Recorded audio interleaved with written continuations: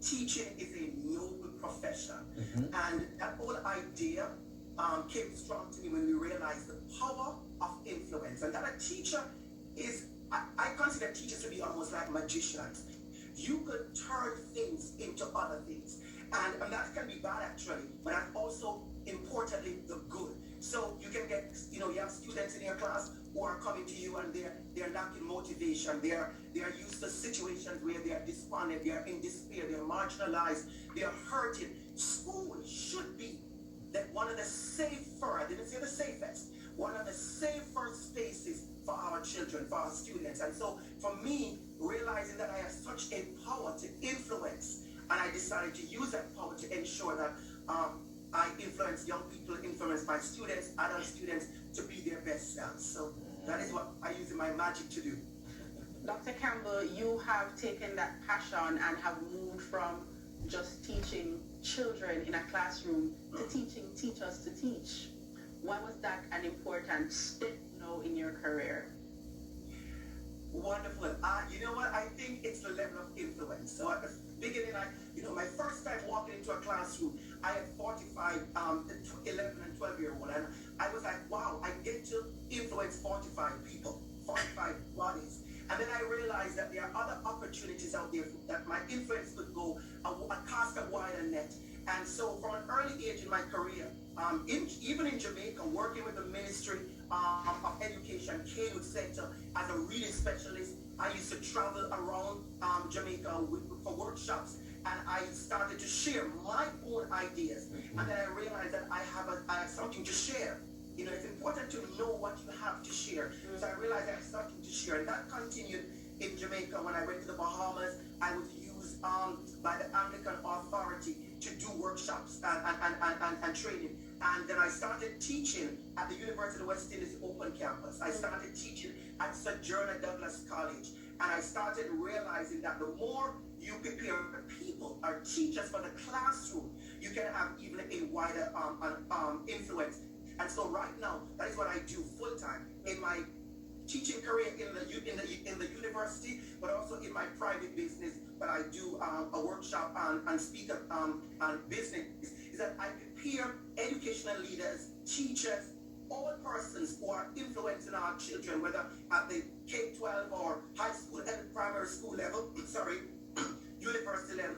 I'm just casting a wider net, yes. And I feel the influence is there. Dr. Campbell, so you've moved from starting with a class of young children to teaching teachers to teach, and continuing to increase your net of influence. You have put what you know into books, into publications now, where you don't even have to be present. Your thoughts and your passion is on pages for persons to be able to access wherever they are.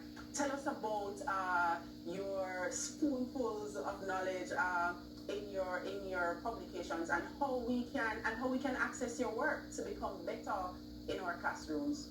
Wonderful. I really want to start with that, the spoonful. I'm not going to go to the theoretical and the content books first. I want to start with the spoonful, because that is where my passion lies, and that is where I believe we need a word. It's funny how we talk so much, all of us, including myself. I'm a talker, but sometimes often the words that come from us, they are not enlightening, they are not empowering, they're not inspiring, they are not giving people the energy, the push, the drive that they need. And so I started capturing my thoughts, but it's something I want to anchor. The spoonful starts with for myself. So the words in my spoonful, I gave them to myself first. Most of those were written on a walk, on a jog by myself, in my quiet moments. When I speak to myself, I ask myself strong questions. So in my book, you'll maybe see I ask some very strong questions. Just know that I've asked myself those questions first. And so, yes, I have a spoonful collection which you can find on Amazon. So my book, A Teachable Moment by DR.ABC, is on Amazon. My other book, The Invisible Student in the Jamaican Classroom, is on Amazon. My other book, Notes to Self by DR.ABC, is on Amazon. But the next part of my work here, which is in the academy, which is in the university, working on issues and writing about issues of equity, diversity, and inclusion. Working on issues of educational leadership and Black educational leadership. As a matter of fact, I'm working on a chapter right now that Right. that I'm going to present on next week, Tuesday, and hashtag Black Joy. Because remember, I live in Toronto where the issues of race are way more illuminated and way more impacting on the Black community. And so I'm doing some work on Black Joy, which I'm experiencing right now, being on CVM, being back home in this space. So that is it. I wanted to talk a little bit more because something here grabbed my attention, the invisible student in the Jamaican classroom, 2018. Talk to me about that. So that book is, and I started with AHA, right? Natural body reaction. That book is about my own journey, but also the captured voices of over 121 self-identified LGBTQ Jamaican male. Because school is for everyone. I want to kind of center this conversation. School is supposed to be a safer space for all our children. Every single one. We don't get to choose who gets into our school. School is a human right. Education is a human right. And so for me, not just the only, but one of the population, our students in our schools that we see are being disadvantaged, are students who identify as othered or are being othered by many of us. And so for me as a student growing up in Jamaica, I experienced that kind of bullying. I experienced that kind of fear, that kind of lack of sense of belonging in many spaces, but school was one of those spaces. And so I had a conversation with over 121 self-identified Jamaican male who experienced the same scenarios in school.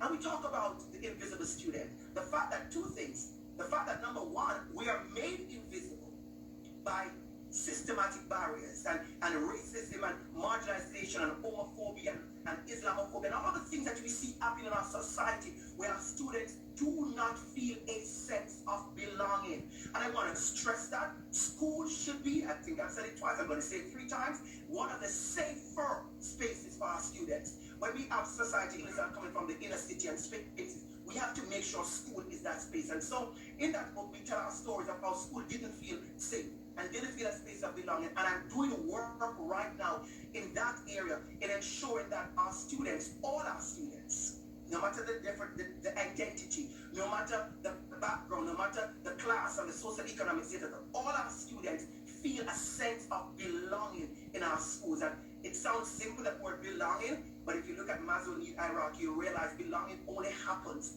after certain other basic needs have been met.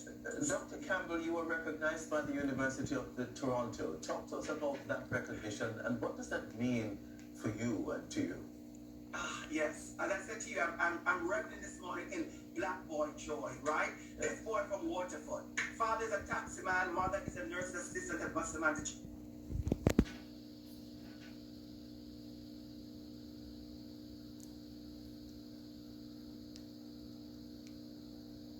Initial teacher education by the University of Toronto, which an award which I will get on April the 12th. That's major. That's a major award, and it's a culmination, or I would say a culmination, but I would say it's a part of the journey of us celebrating our wins. It's important that when we work in initial teacher education by the University of Toronto, which an award which I will get on April the 12th, that's major.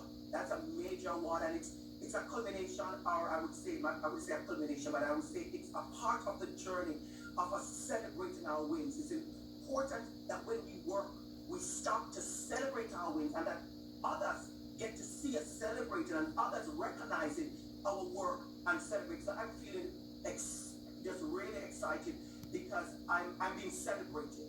I'm being celebrated for my work, and I'm being seen, and being home in Jamaica here on CVM, sharing this. It's important because I want other little boys and other little girls and other persons with different identities from communities like myself to realize that you can.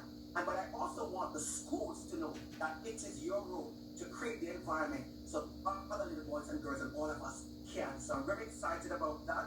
And I just want to share with you, I think we have it quickly, is that I also have the 2021 African Scholar Distinguished African Caribbean Award, another award I will receive on next week Friday, also from the University of Toronto alumni. And then the final award also is that I'm also the 2021 Award for Excellence in Education from the Ontario Association for Black School Educators. So in the space of 10 months, I've received 3 amazing awards, and for me, I'm just lathering in that joy and lathering in that celebration, because it's important that we celebrate our journey. We can just imagine, and thank you so much for, imparting your knowledge to impact so many lives.